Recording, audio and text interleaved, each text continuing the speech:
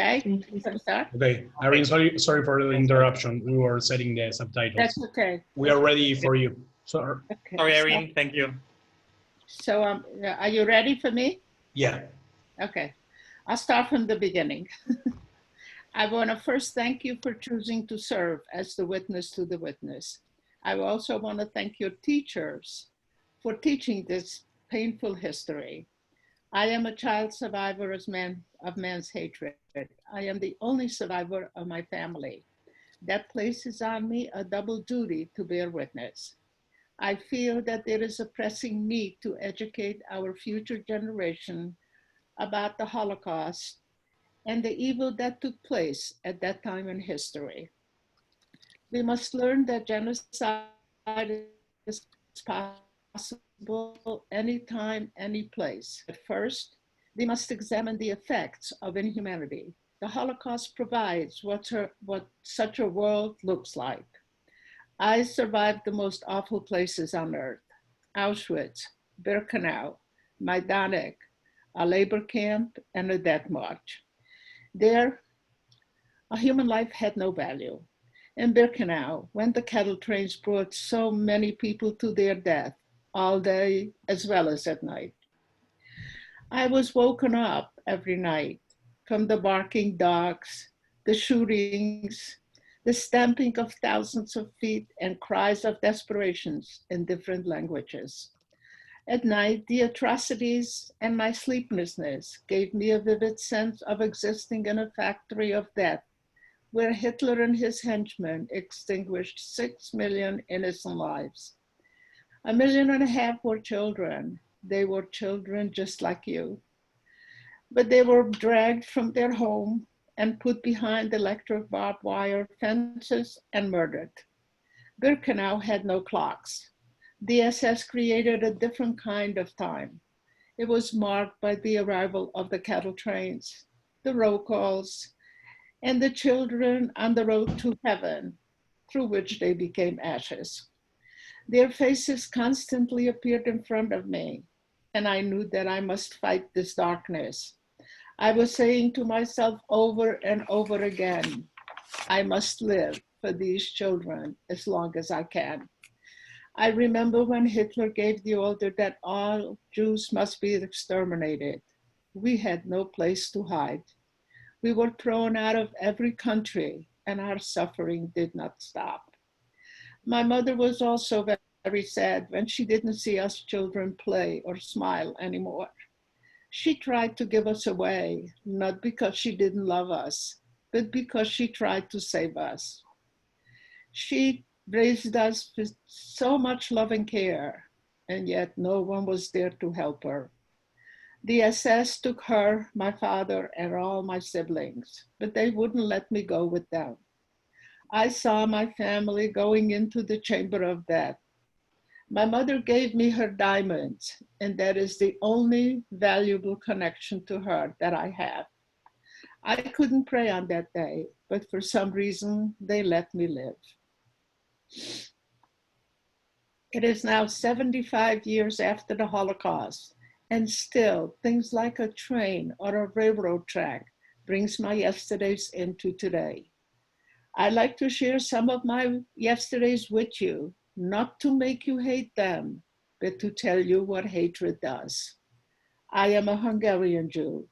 The devastation of Hungarian Jews was the worst murder of men, women, and children in the last days of the war. When Hitler was facing defeat, he brought the Holocaust to Hungary. I was born there in a beautiful little resort town in the mountains. There were only 263 families, and only a third was Jewish. As far back as I can remember, I had a good relationship with my non-Jewish friends. We didn't have any television or telephones, but we had each other. We children were always together in the parks, in school, and at home. The mountains we lived in had the most natural resources in all of Europe. Mineral water was one of them, and still is today. My father had a spa, and he used this water for people with muscular problems. He devoted his life to help everyone. My siblings, my friends, and I loved living in those beautiful mountains.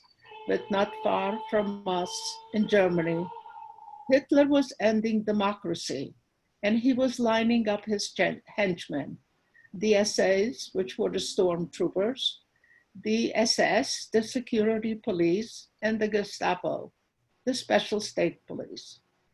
My country was an ally to Germany and chose not to deport the Jewish people yet, instead ordered harsh restrictions. From 1939 until 1944, Hungarian Jews were stripped of their rights and entitlements as they had never existed. In addition, men were forced into labor units where they were ill-fed, poorly clothed, and ultimately murdered. At the age of 9, I was thrown out of the one thing I loved most, my school, because I was a Jew.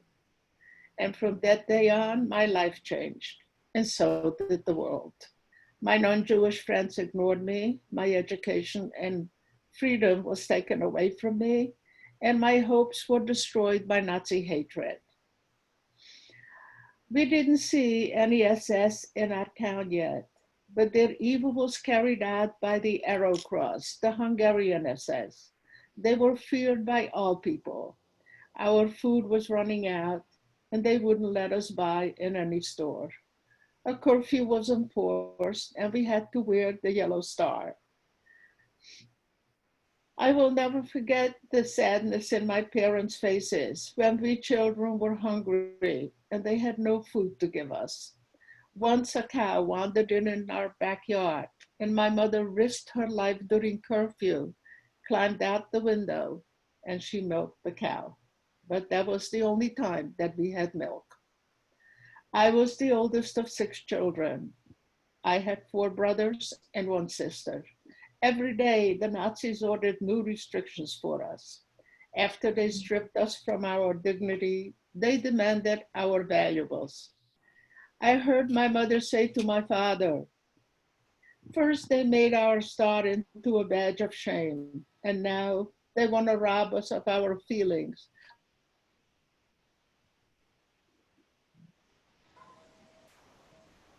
of being worthy skirt to save our pride.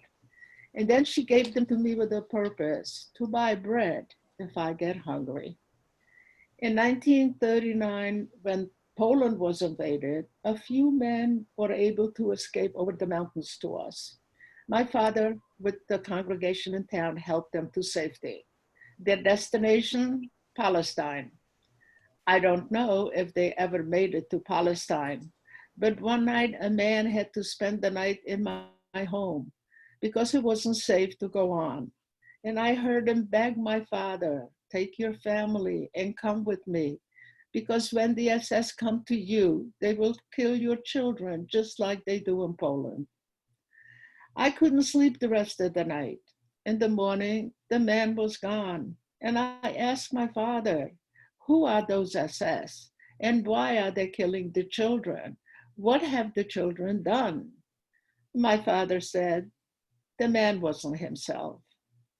People don't do such a things. See, no one believed that the most civilized country in all of Europe was doing such a barbaric things.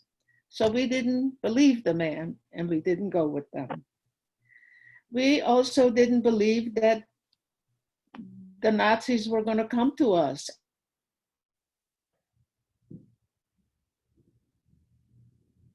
and the SS. And besides, we were in this little town surrounded by mountains. And if there were so few of us, we didn't think that they were going to bother to come to find us. And just then, my country was trying to extricate itself from the alliance with Germany because Hitler was losing the war. But Hitler got so enraged, he ordered the army to invade Hungary and deal with the Jewish problem.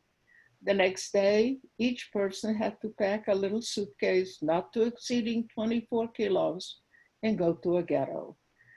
I didn't even know what a ghetto was, but they made me feel that I had to leave my home and go to this ghetto. The ghetto was a brickyard, but there were no bricks being manufactured. There were just people everywhere suffering.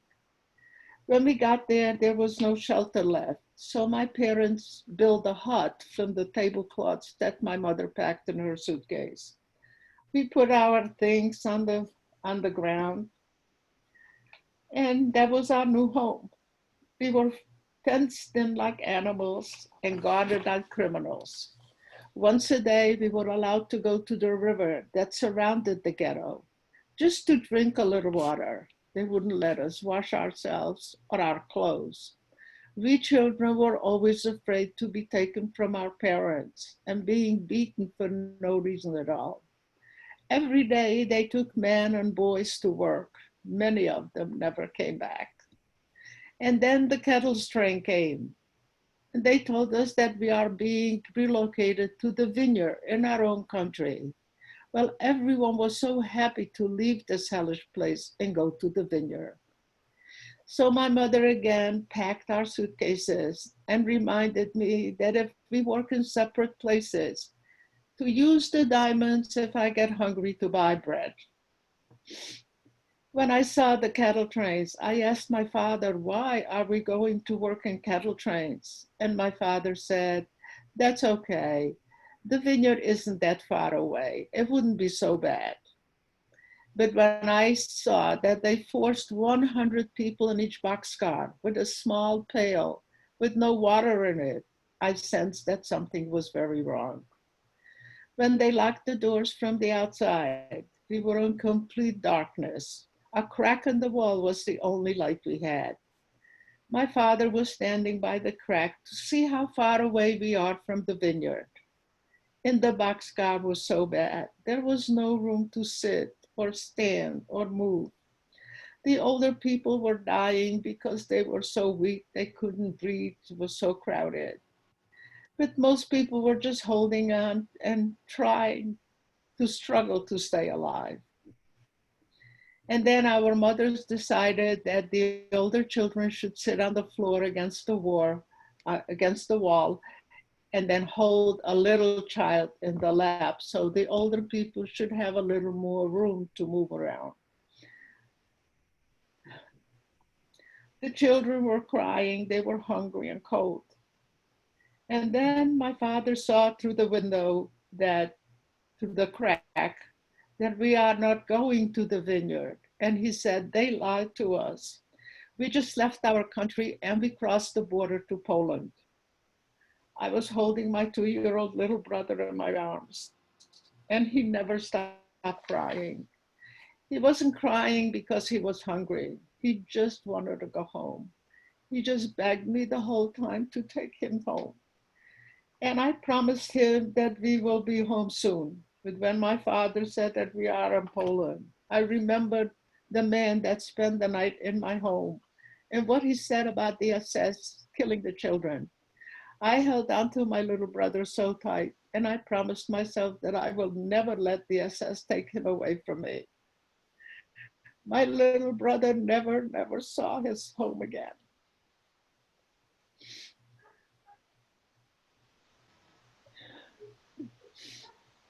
We were in the boxcar for about, I would say, 3 to 5 days a night. And the entire time I was wishing that the train would stop, that we could go off and to a real bathroom like normal people. But most I was wishing that the children should get some food and water, and maybe they will stop crying.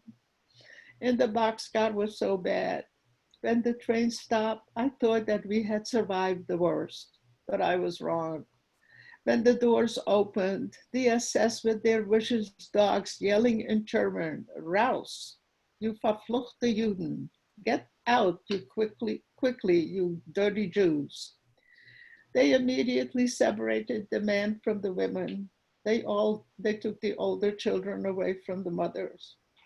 They made us leave our belongings at the train and told us that the men will bring it to us later. We never saw our fathers, our brothers, or our belongings. As we were passing the cattle train, I saw chimneys in the distance, and I pointed them out to my mother. And I said, "The factories we are going to work in." But she paid no mind to me. In this chaos, she was trying to hold us together.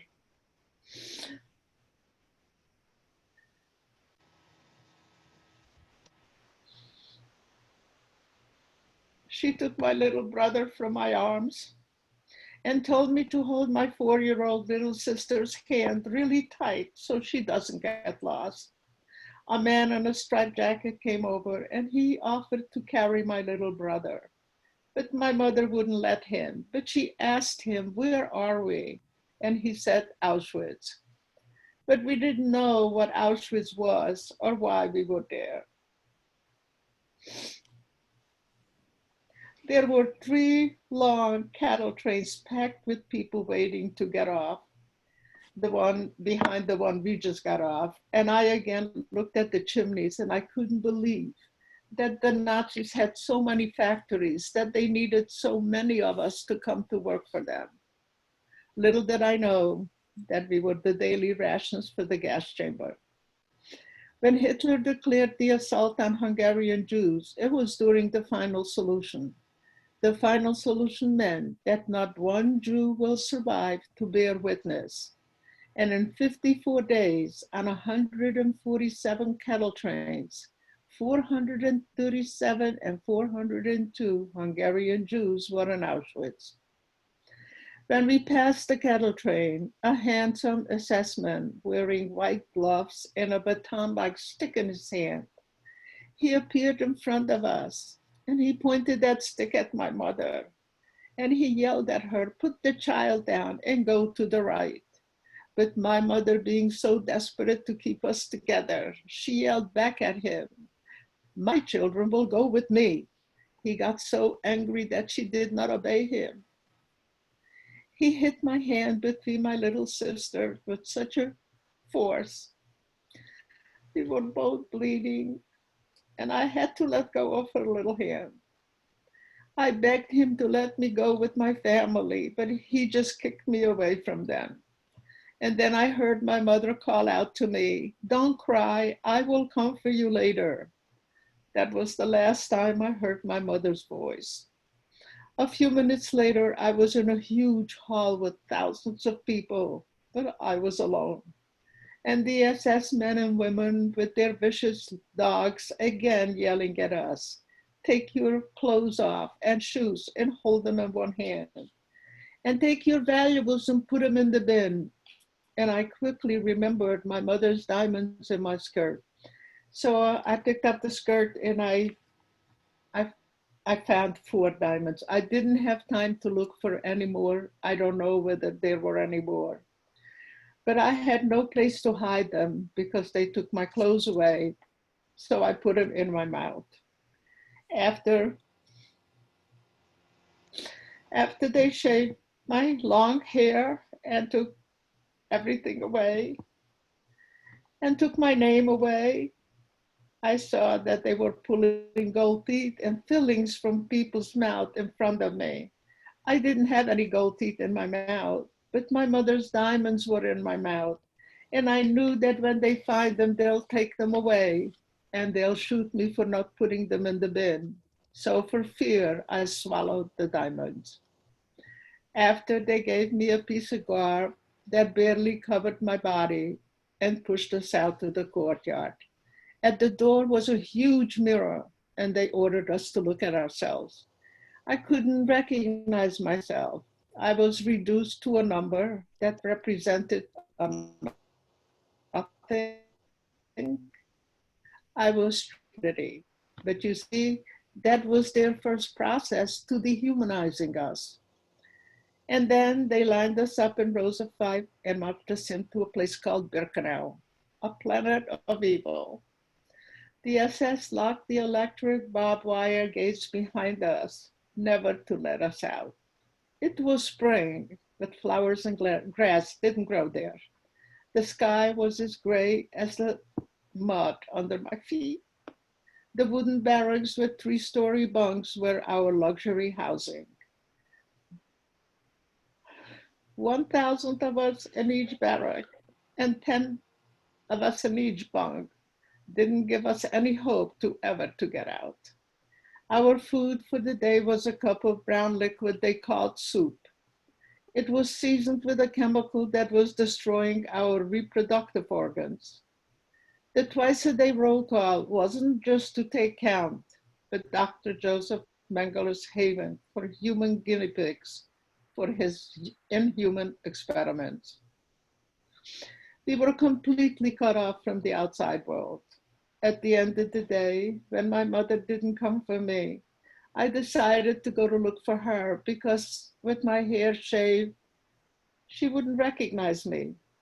But when I got to the door, the capo slapped my face and yelled at me, "Where are you going?" When I told her, she pushed me out the door and pointed to the chimneys and said, "Your mother is just about now coming out of one of those chimneys.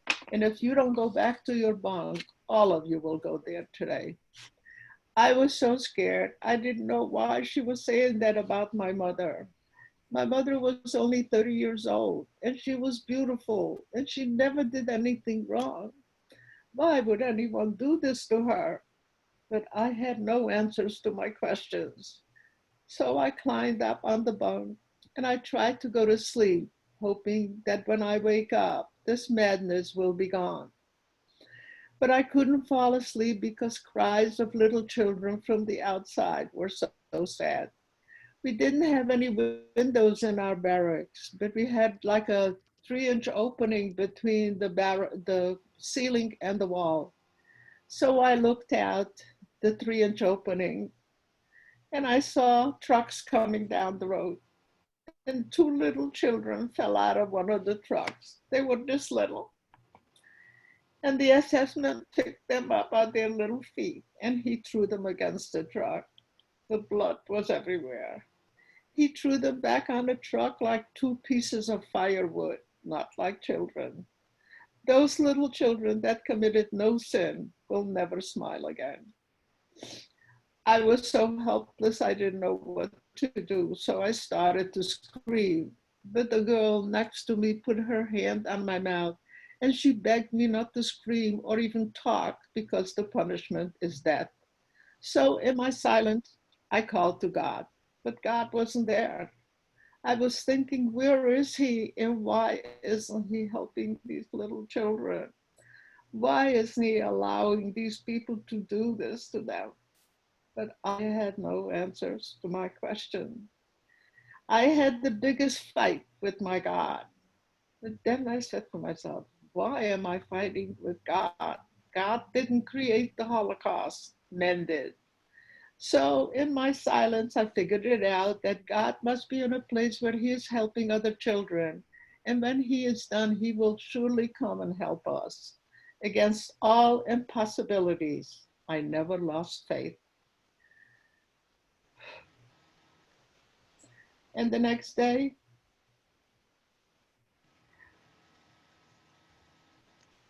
I was chosen by Dr. Joseph Mengeler for his brutal experiments.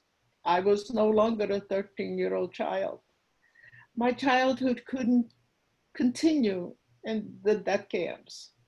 But in a desperate thing, I had to try and save my mother's diamond that carried her love.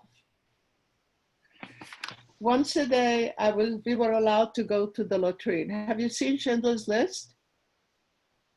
Yeah, so you know what the latrine looked like.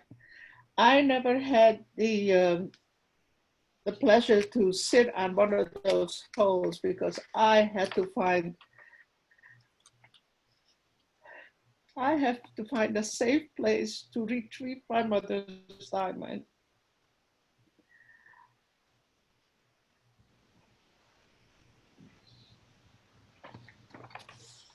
It would have been safer to throw them away.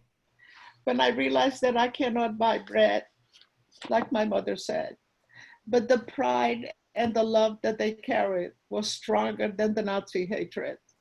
I saw hatred so strong that Mengele was experimenting on us. without anesthetics, and the pain was so unbearable.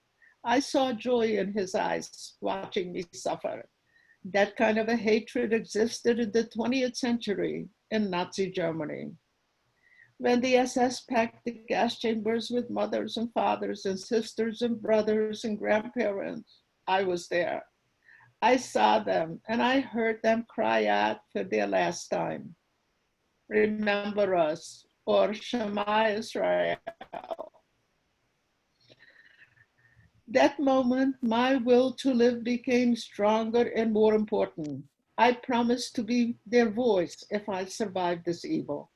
Those children's voices were silenced in the most unspeakable terror of the Holocaust, the Shoah, just because their eyes were not blue enough, or their skin not white enough, or they were Jewish.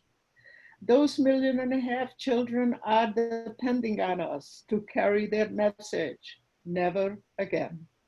When Nazi doctors were torturing me and the pain was so unbearable, I knew that we must endure and live as long as we can for those children.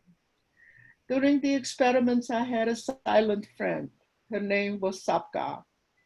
Even in our pain, we couldn't cry. And then they took Sapka away. And at the end of the day, when she didn't return, I was a guinea pig. That's where he sent them. I was so lost without her. And then they called a selection, and I was selected with 1,500 people, and they took us to the gas chamber. And we were going inside. We realized that the gas chamber wasn't big enough to hold 1,500 people. So we started to push back out. And I was pushed back to the door. So when I got to the door, I dug my nails into the side of the door. And I was just hanging on there, not to be pushed back inside. Not that I was hoping that somebody else saved me or some miracle would happen. I just wanted to be outside, not to be inside as long as I can. And then the SS, the Cyclone B arrived, and the SS ordered the assessment to close the door so they can throw the gas into the chamber. See, when the Cyclone B arrives, they immediately have to throw it because they were always afraid that the Sonderkommando will confiscate the gas and use it on them. So he was so enraged that he couldn't close the door because I was in the way. But he must obey at any cost. So he threw me out and he closed the door and he disappeared. I don't know where to. So I quickly ran up the ramp that I just came down, and I noticed the little space underneath the gas chamber. See, the gas chamber is on the ground, but the roof of the gas chamber is on top of the ground. And between the roof and the ground, there was a little space. And I was only about 50 pounds by then, so I crawled underneath. And even though I knew that somebody, the next transport will come in like 20 minutes, and they will find me and they will put me back in the chamber. But for that moment, I had hope. And then a miracle happened. A Sonderkommando boy came to do his job, and he found me first. Do you all know what a Sonderkommando boy is? Yeah? ¿No saben Sonderkommando? Does anybody know? Yes? No? ¿Alguien quiere contarle el resto? Galito, la verdad, no tengo ni idea de lo que. They don't know. ¿Quieres contar? No, los obligaban a quemar los cadáveres. Andamos. You're answering the question. ¿Quién está explicando, perdón, Sonderkommando? Okay, I'll do it at the end. Ask me at the end. Okay. No, they were answering the question. Who were the Sonderkommandos? Nico, do you want to say it again? Yeah, I'll tell him. Okay, yeah, great. Ella nos explica. Gracias, Ian. The Sonderkommando was a command of strong boys and men that Mengele selected when the trains came in from all over Europe, from each country. So they they can speak the language with the people. Their job was to appease the people when they let them to the gas chamber. And when they were dead, their job was to take the bodies and put them in the oven. This Sonderkommando, the only problem was that they only gave them 3 or 4 months to live. And then they would kill these people and select new ones. At all the time, Sonderkommando consisted of over 8,000 men and boys, the strongest that came in. And could you imagine, every 3 or 4 months, they would kill these wonderful, strong, beautiful people and select new ones because they didn't want to leave any living bearers. So this Sonderkommando boy came to do his job, and he found me first. So he pulled me out from under the knee, and he took his jacket off and covered my naked body, because going in gas chamber, they strip you. You have to leave everything out.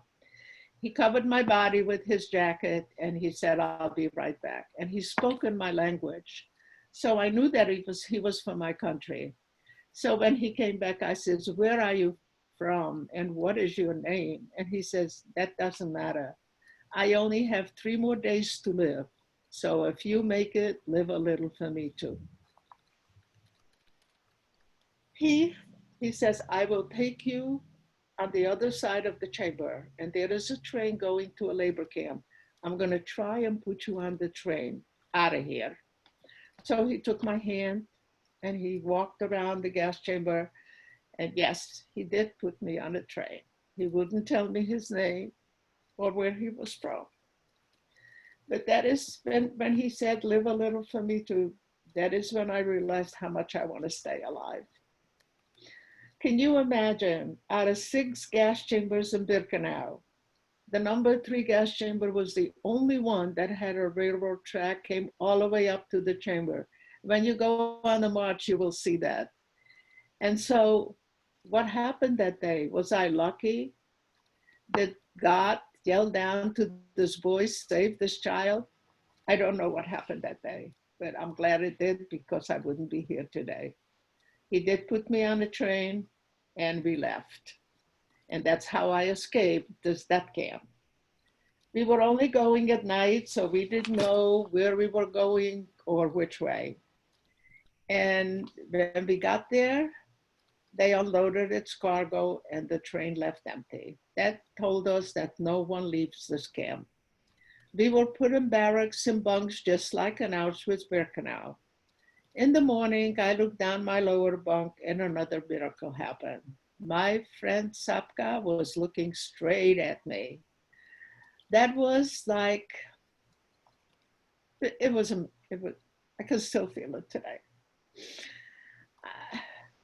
When we looked at each other, we didn't know whether we were allowed to talk here, but we didn't have to. We just knew that from now here on, we will be together no matter where it takes us. We were in this camp with 5,000 women, and we were working in ammunition factories. We were working in separate factories, but we saw each other every night. We worked there until January of 1945.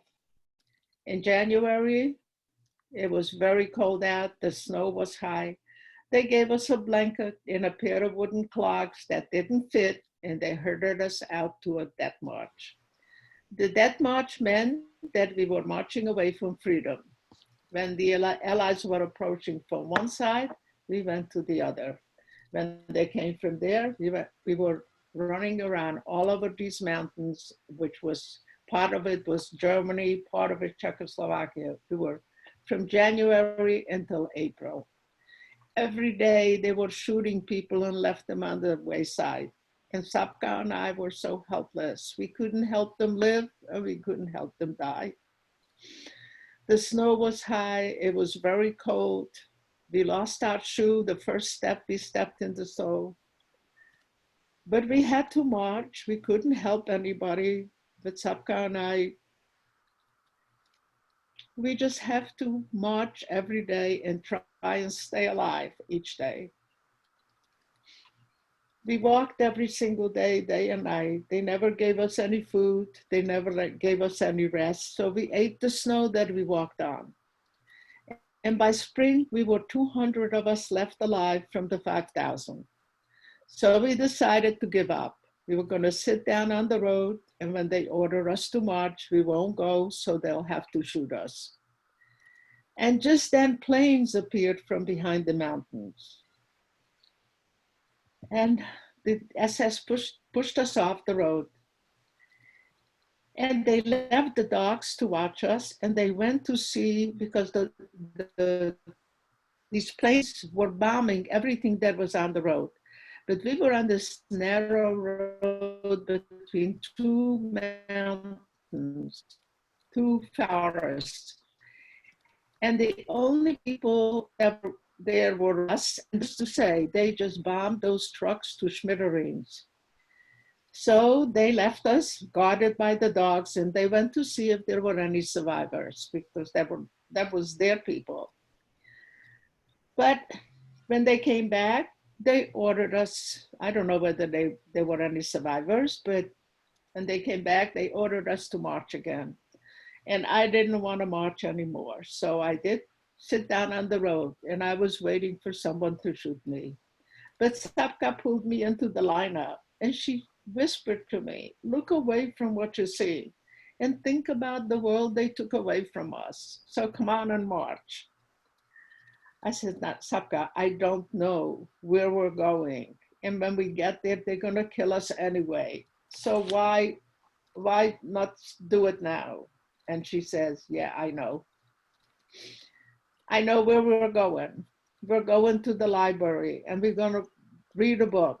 And then we're going to go home, and we're going to have dinner with our family. And then we're going to sleep in our own bed, and we won't have to share it with 10 people. So you can die today. I said, Sapka, that is a wish that we probably will never have. She says, well, we have to try. So I marched. See, Sapka and I were thinking of words that meant something to us, that kept us going. Like, okay, so she said, what she said meant so much to me that I had to get up and I had to march. And then next time again, I said, Sapka, this is senseless. We're just going to die anyway. I'm not going anywhere. She says, I know we're going to die, but before we do, we have to find some real food. I says, why? She says, because we can't go to heaven on an empty stomach. See, that's another word. It's a purpose to take us, to make us go. And that's what kept us going. These very important words that we used to say to each other, and it kept us going. Sapka and I were together in Auschwitz, in Birkenau, through all the experiments from Mengele. We were together in pain and losing our family. But I don't see how much longer we can be together. And then she says, I know, let's just be quiet. Let's just wait till they pass. And then we're gonna go find the real food so we can go to heaven. So when they passed, she pushed me into the forest, and we started to run. And she said, don't stop. And maybe we will find some peace. Maybe we will be found by some good people. So we ran all night. And in the morning, I saw an abandoned farm. So I ran ahead of her and I started digging in the ground. And she says, what are you doing? I says, I'm trying to find the food that's going to take us to heaven. She says, in this mud? No mud, this is a farm. And I remember my grandfather had a farm, and every spring they left a lot of food in the ground. So maybe I'll find something. And I found a little potato. I said, see, this is the food that's going to take us to heaven. So she says, okay. And Then I heard water running in the distance, so we followed the sound and we came upon a little brook with the cleanest water we had seen in a long time. We were so rich. We had this little potato and all this clean water. So we drank a lot of water, we shared the potato, and we decided to rest by this water. And we fell asleep, covered ourselves with this half a blanket that we had left because the other half we had to tear off and wrap up our feet so we could walk in the snow. But we were so emaciated that half a blanket was okay. So we covered ourselves and we leaned against the mountain and we fell asleep. I don't know how long we slept, but someone was poking us with the back of a rifle and woke us up. And Sapka immediately said, I don't want to come out of the blanket. I don't want to see who's going to shoot them. And I said, Sapka, let go of the blanket and I'm going to see who's going to shoot us. So I stuck my head out and I saw two soldiers in strange uniforms and strange boots. And they spoke a very strange language. I spoke several languages and I spoke to them, but they didn't understand me. And they didn't understand me and I didn't understand them. But one of the soldiers was bending down to help me up and his dog tags fell out of his shirt. And on the dog tags, he had a little tiny mezuzah, the 10 Commandments. And I said, Sapka, come out of the blanket. There is another Jew here. See, at this point, Sapka and I thought we were the only two Jews left alive in all of Europe. And Sapka said, well, who is he? I says, I don't know. He goes, well, I'm not coming out of the blanket. So he bent down, he helped me up, and he let me hold the mezuzah. And I held it and I kissed it. Yes, it was a real mezuzah. But I couldn't communicate with him, so he just put me down and he motioned for me to stay. He grabbed his buddy and they took off. In a few minutes, a whole army was coming down the mountain towards me. And they had a German-speaking soldier in their brigade. And he looked at me and he said, who are you hiding from? And why do you look like this? I tried to explain about the death camps and the death marches, and he didn't know what I was talking about. He was so angry and he yelled, what kind of people do this to children? And I again tried to explain the Nazis, but he just hugged me in spite I was covered with lice and dirt. He hugged me and he says, don't be afraid. And I says, who are you? And he says, we are Americans. And I said, I didn't believe him. I says, why? What do you mean you're American? What are you doing here? Why did you come here? Don't you know what's happening here? He says, yeah, and we're going to stop it. See, this was like in April, the height of the war. Every soldier was trying to get to Berlin. And these soldiers were cut off from General Patton's brigade. So they were left in the mountains and they were ordered to fight the snipers. So that's why they found us, thank God. And I said, don't you know what's happening here? Why did you come? And he says, we're going to stop it. Hitler is going to die on his birthday. That was April, and his birthday was April 20th. And he says, and nobody is going to do this to you ever again. And I said, I don't know. I didn't believe him at first. And then I said, why would he say that? He must be who he says he is.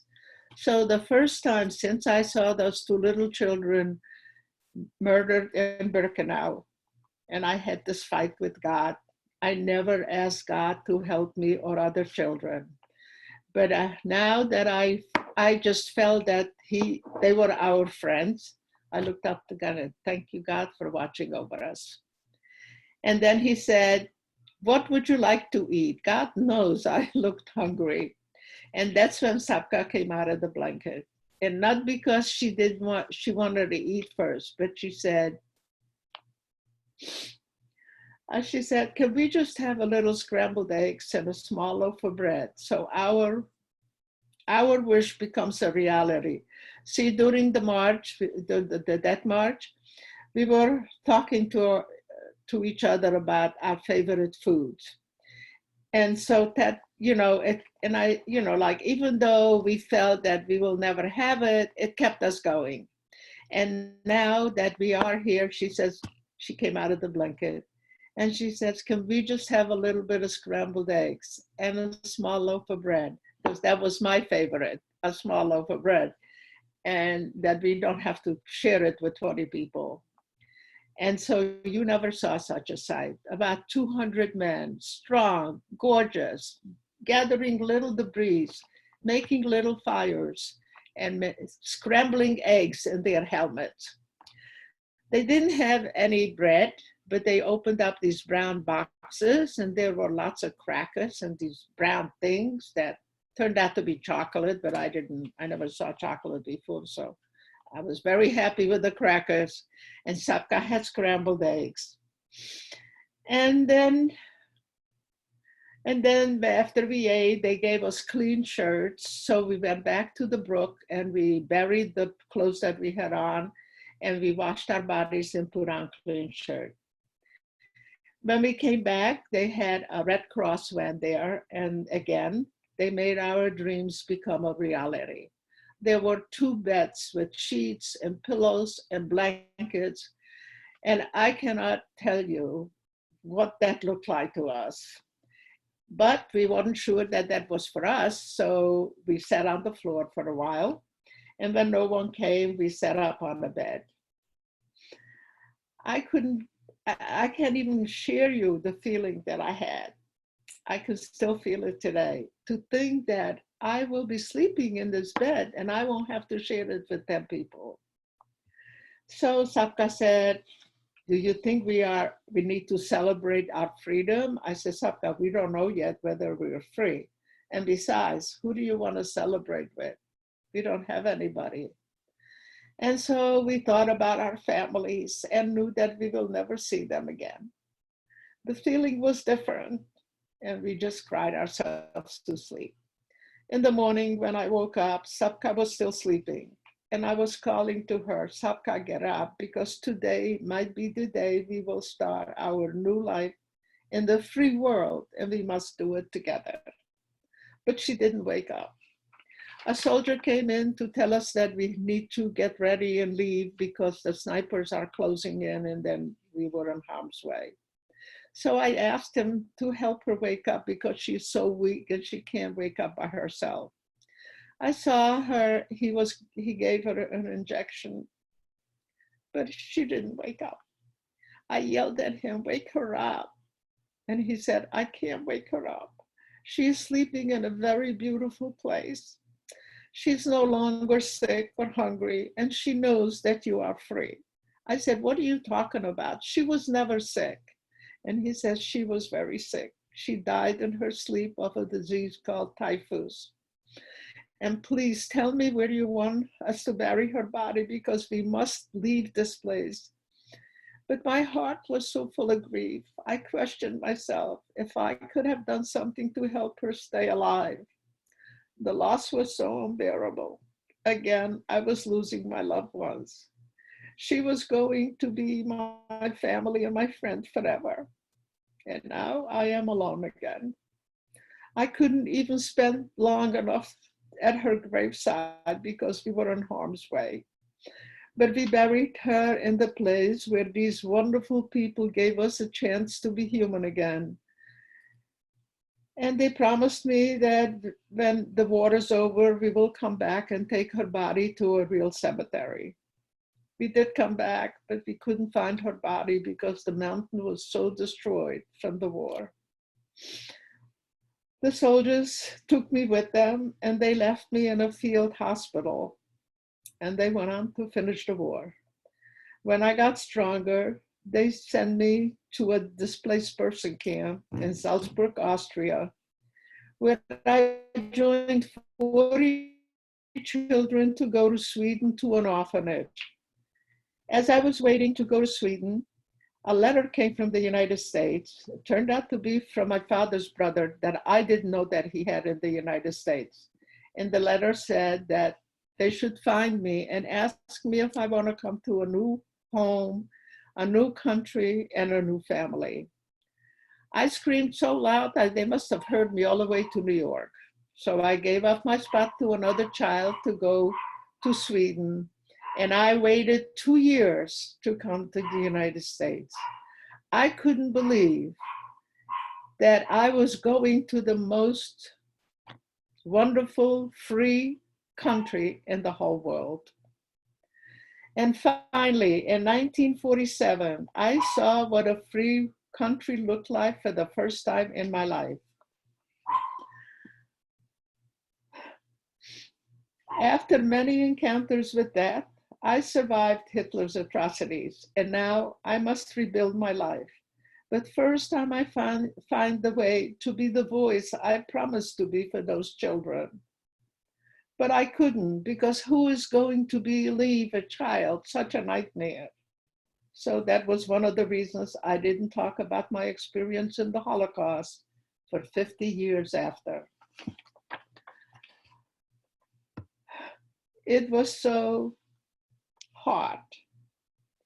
I couldn't bring myself to speak about it because like I felt that people should know about such a terrible thing. But then in 1994, when Schindler's List came out, I knew that it must be my duty to bear witness. It was difficult to describe so much sorrow and pain. Even in my free world, my nightmares were the same, except the ashes were grayer, the cries were louder, and the children's pain in their eyes were clearer. When I woke up, I had to force myself to think where I was. So how can I be the voice that I promised to be? I tried to think about my tomorrows because my yesterdays were all about Auschwitz and Birkenau. But then I thought maybe the camps with my experience could be lessons for humanity. So I must learn from my yesterdays and share them with the present and future generation. Since I was only 13 years old, when I endured so much pain and I witnessed so much injustice against humanity, I knew that the children of tomorrow can learn from my pain. So in 1994, I went back to the death camps with 5,000 teenagers from 49 countries on the March of the Living. I went back with the March of the Living to bring a few pages of history to life for them. 50 years after the Holocaust, I was again in Auschwitz-Birkenau, on the planet of evil, where I lost my entire family. And I was a human guinea pig for Mengele. When I saw so much evidence that the assets destroyed, I was so angry I wanted to hit someone. But most what I wanted to do is yell at Mengele. You see, the children on the March of the Living gave me strength. They gave me, I can't even explain to me, I wasn't afraid. They were my support. They were my everything. And that's why I was able to open up. And I wanted to yell at Mengele because he always yelled at us. So I looked around, and what was the gypsy camp was still a couple of barracks alive, not destroyed. So I left the children because I didn't want them to hear me. And I went inside one of the barracks and I yelled as loud as I could, "Look at me. I am alive. In spite of your experiments, you tortured me and Sapka and the millions of people you sent to the flames. I am back with 5,000 teenagers, healthy, and you can't touch us." Since there is no room for hatred in my life, that was my revenge. And then I went to the number 2 gas chamber, where my entire family was murdered. And again, I was angry. What used to be the gas chamber is now a pile of rubble. But in 1994, it wasn't falling apart yet. So, we were able to walk around and see what's going on there. 50 years on the anniversary of the Holocaust, I was again in the gas chamber because I found the hole and I crawled inside. and I was inside. The walls were still blue and green from the Cyclone B gas. The smell was very strong, and the fear of death still embraced me. I sat down on the ground and lit all my candles, and I brightened up this room. And I prayed for the people that died such a cruel death. And I was thinking of every face that I can remember. I said a prayer for in this gas chamber. And I had to leave the gas chamber. And as I was going out, I turned around one more time to look inside. And I saw a dinner set for Seder, and my whole family was sitting around the table. And next to my little sister was an empty chair, and that was my chair. So I turned around and I went back. I was trying to go back to sit in my chair. But my mother put her hand in front of me and she says, promise me that you will stop crying. She says, you can't sit in your chair today, but promise me you will stop crying and you will do what you must. And when I reached out to hug her, she wasn't there. And neither was my family around the table. So I sat down by my candles and I wrote my mother a letter. And I like to share the letter with you. I will not cry anymore. And I will never forget the children who died a cruel death because they were Jewish. I will never forget the painful look in their eyes when they marched to their death. Dear mother, this letter I am writing to you is very special. I want to tell you how much I miss you. I missed you on my wedding day, and you did not share my happiness. But most I missed you when I gave birth to your grandchildren, and you could not hold them. It is difficult to live with the fact that you were cheated of enjoying them. As for me, being a mother today, I can feel the pain you felt when your children died in your arms from the gas. For me, there is no medicine I can take to heal my pain. I am still learning to live with it. But I promise you to tell the world all that had happened. And I hope that God will help me to stay strong.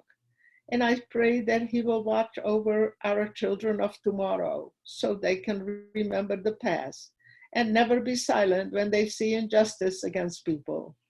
What happened to us should never happen again.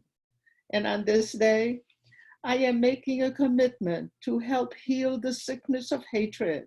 And when I can't help heal anymore, I want to sit in my chair and tell them that they are being learned from. When I came up from the gas chamber, I shared my past with the future generation for the first time in 50 years.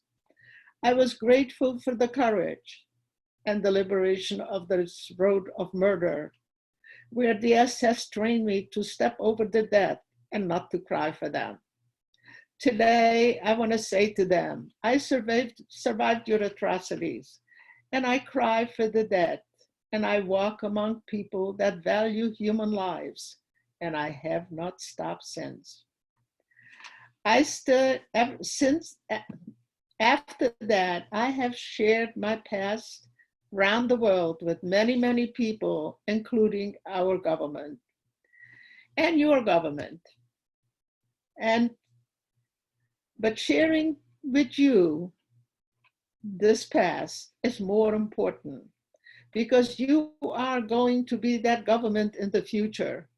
And it's going to be up to you to make sure that everyone is free to practice their belief.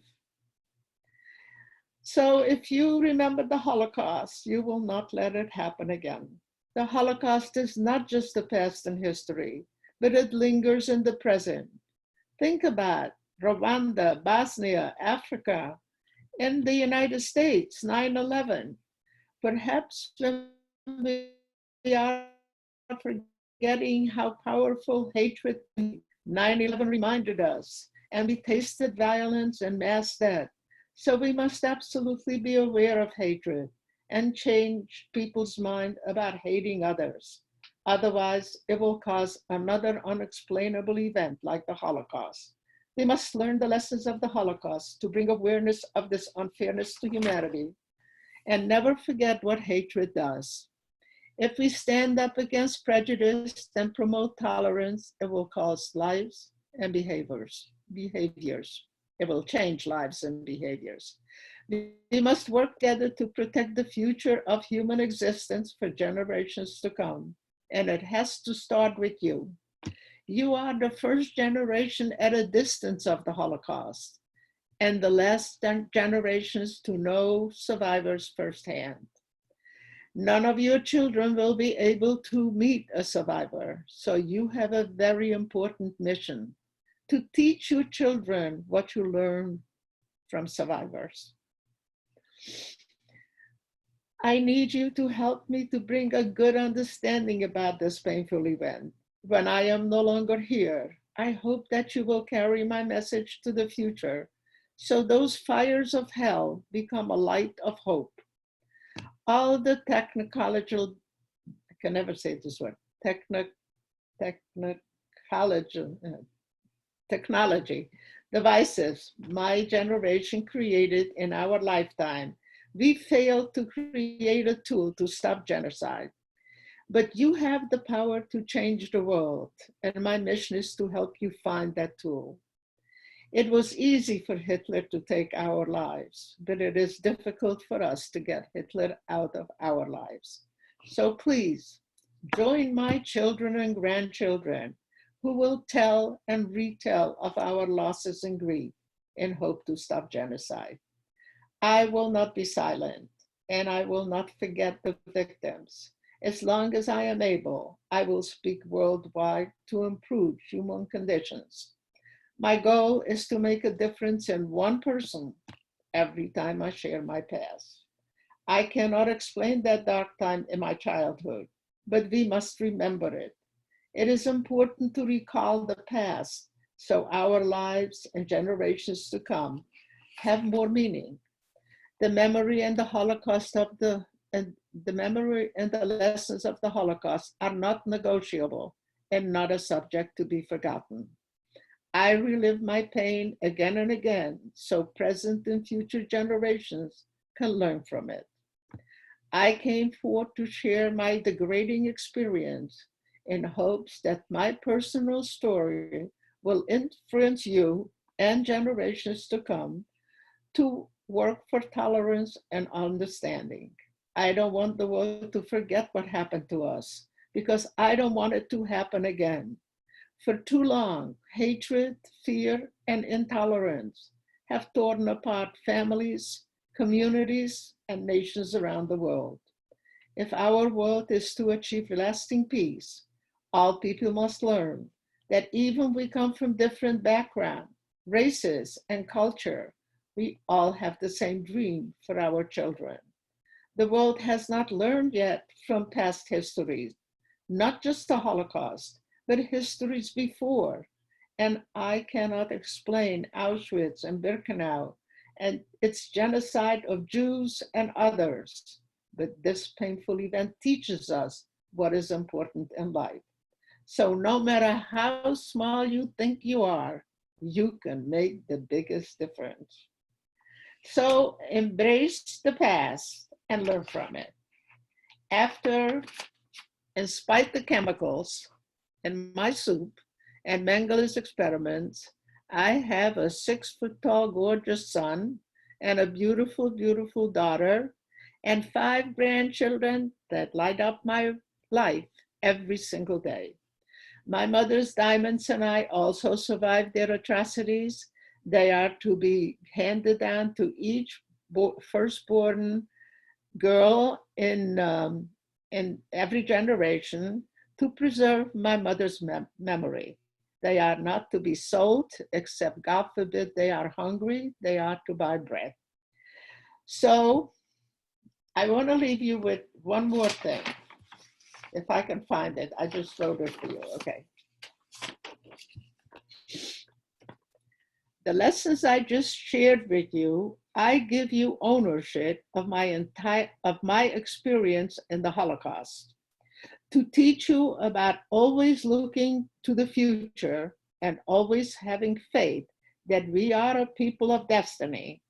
My events and those lessons are now yours.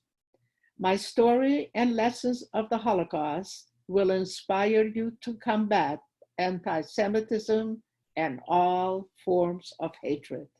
So stop hatred, and I love you. Thank you, Irene, for sharing with us. I really need a hug right now. You know, ask me questions. Yeah, who wants to ask something?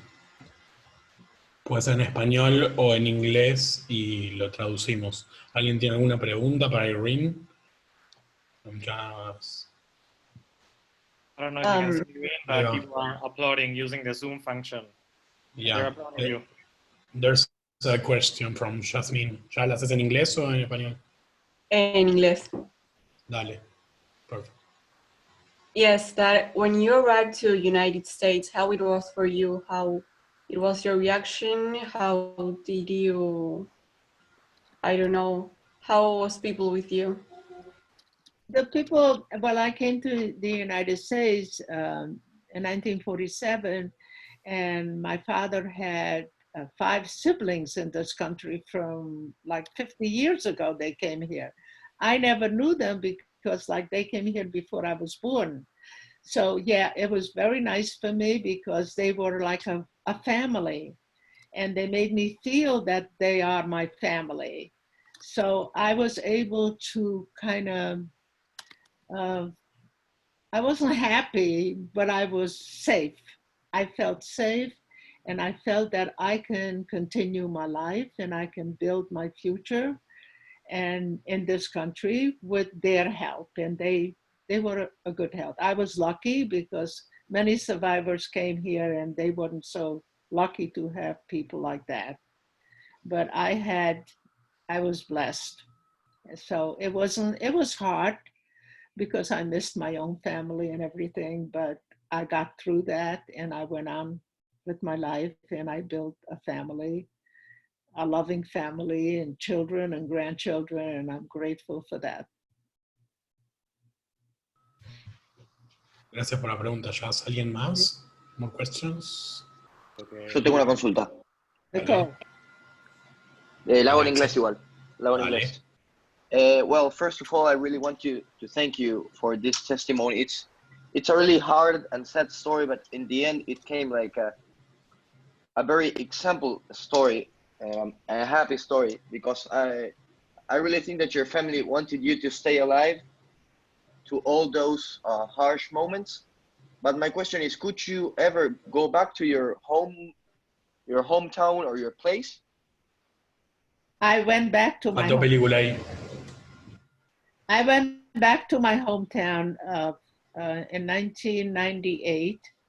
If you saw The Last Days, the movie that I'm in. Many of us, yes. Yes, so we went back to my hometown to film the movie. And yes, I did go back. I could not go into my home because the people that lived there claimed that they bought it and they wouldn't let me in. And my school was destroyed. My temple was destroyed. And the people that lived there were they all knew who I was, and but very bad, very anti-Semitic, and I was very sad to see that. And when I left, I was a child, so I didn't understand, what was really going on, I was, I didn't recognize any anti-Semitism or anything because I was a child and I had friends, they were Jewish, not Jewish. And so now that I am an adult and I came back and 2 of my best friends came to see me, and it was terrible because when I saw them, I was so happy to see them, and my daughter was with me, so I was gonna introduce my daughter to them. I said, I have a daughter, and they said, one of them said to me, did Hitler leave enough of you to reproduce? And the other one, these were my best friends that I shared everything when we were growing up. We went to school together. We lived on the same block together. And now then the other one said, did you come back to take everything away from us that we bought that once was yours? I was like, I didn't even tell him why I was there because I didn't want to be jealous. So it's bad. Yes. Luki tenía una pregunta. Sí. First of all, thank you very much for sharing your story. It was really amazing. And what I wanted to ask you is, how do you break out this story to your children, and how did you find out? My children know my story, and I didn't tell them for a long time after, but you know, in 1994, when Schindler's List came out, then I started to, you know, tell. And then since then, I have also written a book. So my story is in the book. And so they have that. And yeah, they know as much as you do. And the book is available if you want it in Amazon and Barnes & Noble online.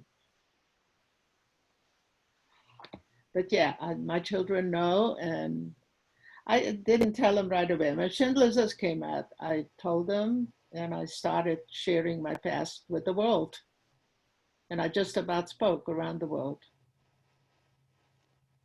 ¿Una otra pregunta, comentario? Any more questions? Sure. Dale, Nikki. Hi, thanks for sharing your story. My question is, when you got married, your husband know what you have lived in that time, or or after you got married, you share him the story? No. He was not a survivor.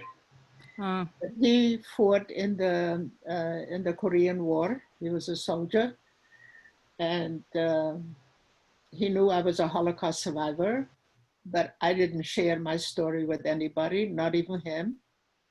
But he didn't care. He was, you know, he just wanted me to be happy. And every time I was sad, he did something to make me happy. So I never shared my past with him. He just knew that I was a Holocaust survivor. You know more than he did. I wasn't ready. Yeah. Hi. First of all, thank you for everything. It was really nice to hear you, and you narrate so well. It's amazing. And I wanted to tell you, it's great how you say that your, let's say, realization that you had to tell the story came from this movie, Schindler's List, that came out, and then you also wrote a book. And with all of these, let's say, new hardships that we find because of quarantine, and also because, like you say, we are the last generation that will meet survivors in person, like, how do you think art is a way to help us keep this story alive? And how do you think we can do that through art? Well, if you remember the survivor stories, you just keep telling it. And that's the way to keep it alive. That's one way. There will be a lot of things that will keep it alive, like books and movies and stories and Zooms, like we are, you know. So, in fact, I just saw something from the Steven Spielberg's Shoá Foundation that they can have a story from a survivor that after he passed, they can bring up the story and the survivor. So, you know, the technology is phenomenal. So yes, there will be. And I was also asked a couple of years ago from Yad Vashem in Israel to write, as you know, a lot of pages of what I would like the world to do on the 100th anniversary of the Holocaust, because there will be no survivors. So yeah, I have written I gave it to Yad Vashem. And so there will be a lot of things. And I'm sure my children will repeat it over and over again. And I wrote a book, I'm in a movie. So, you know, everything has the Holocaust because that is our mission. It took a long time to open up because it was very painful to open up. And I didn't think that it was appropriate to tell our children such a terrible things that were happening in the world. So that's one of the things I didn't share my past for 50 years after. But then when the movie started and Schindler's List started, and then it had to be told. So that's when I did. But it was very hard to get into it. And now people, it's racing against time. But I feel that we started too late because a lot of survivors can make it now. ¿Alguna pregunta más, chicos, chicas? Any more questions? Mengele, you know who Mengele was? Yes. Mengele, todos ubicamos. Yes. I have one question. Can I? Well. Sí, por favor, sure. Well, first of all, thank you very much. It was very touching indeed. I wanted to ask you two questions. One, how did you manage to forgive humanity and turn all those negative experiences into something so positive and so inspiring and so motivating? Like, I want to know about how all the process went. It must have been like hard, long, and complicated. And the second question is on the last part mainly. How do you think, or why do you think that humans still nowadays, after all these things happened, continue to dehumanize others?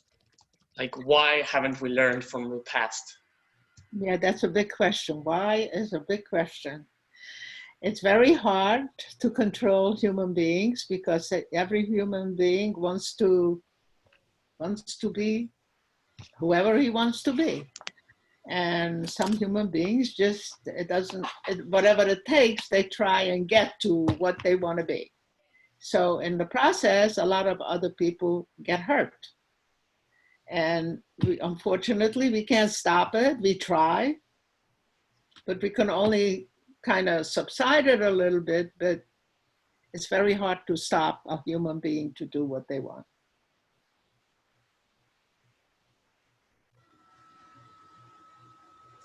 The first question was about forgiveness. How is it that you could turn all those negative experiences into something so positive and so inspiring? Well, I turned for 50 years, I was really sad. I was lost. I didn't know where I belonged. I didn't know who I was. But then I tried to move on. And I was only 16 years old when I came to the United States. So I was trying to find a way to kind of forget, but you can't forget, and to go on. So what I decided, and I was 17 years old, and I was trying to build up my life. I said, you have to take the past and put it away, like way back. So I took my past and put it in the back. And I never forgot, but for time being, while I was building my life, it was just there. It wasn't there. And I tried to go on, step by step, little by little. And being that I was under Mengele's experiments, my wish was to have children. I didn't know whether I could or not because I was given all kinds of stuff. And so it took a while, but I had two wonderful children, and that was a beginning. This was a beginning that things, yes, you can make things happen. So don't make things happen. Don't give up. just keep trying. And that's what I did. And so I'm glad I did.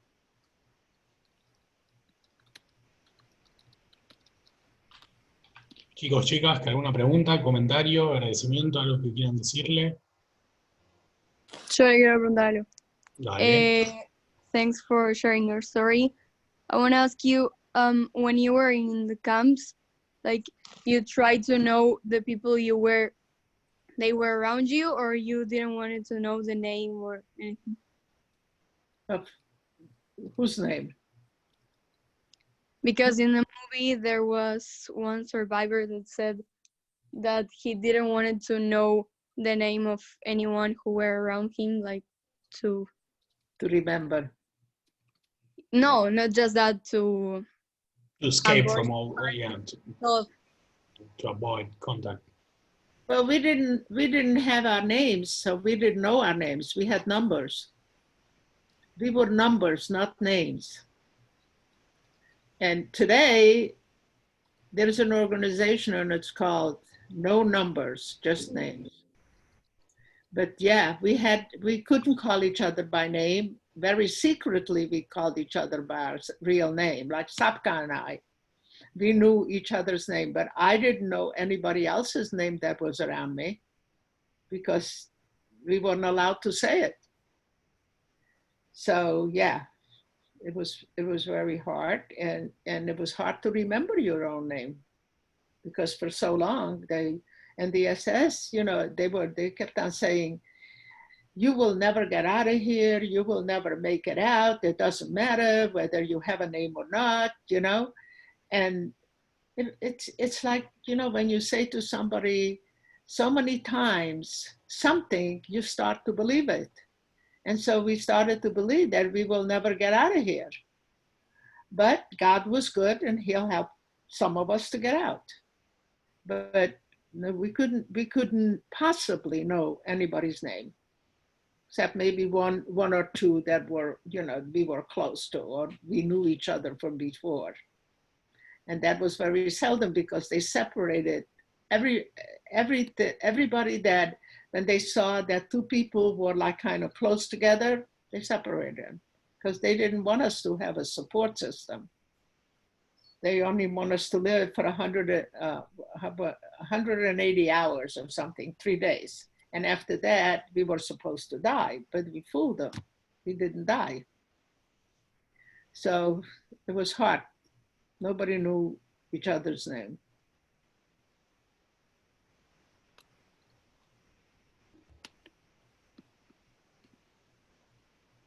¿Alguien? ¿Alguno más? Last question.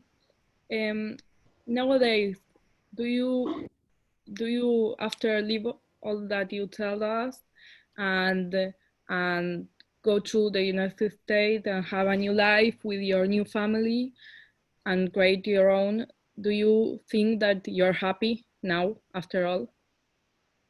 I'm happy. I have a family and I have a life, and I fooled them. They didn't win.